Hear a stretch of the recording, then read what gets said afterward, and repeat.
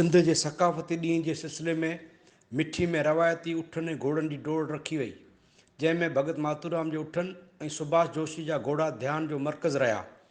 डोड़ में वॾे अंग में शहरनि शिरकत कई ऐं सवारनि जी महिनत ऐं उठनि ऐं घोड़नि जी ख़ूबसूरत सजावट कंदड़ मालिकनि खे ख़ूब दाद ॾिनो। इन मौक़े ते ॻाल्हाईंदे भगत मातूराम महाराज, सुभाष जोशी, सुनील, विनेश भगत, सुधीर जोशी ऐं ॿियनि चयो त घोड़ा ऐं उठ सिंधी सकावत जो अहम हिसो आहिनि, जंहिंखां सवाइ सिंधी सकावत अनपूरी आहे। नए नसल खे बि इन रवायतनि खे ज़िंदा रखणु घुरिजे। नंदलाल वाणो, इबरत न्यूज़, मिठी थर पार्कर।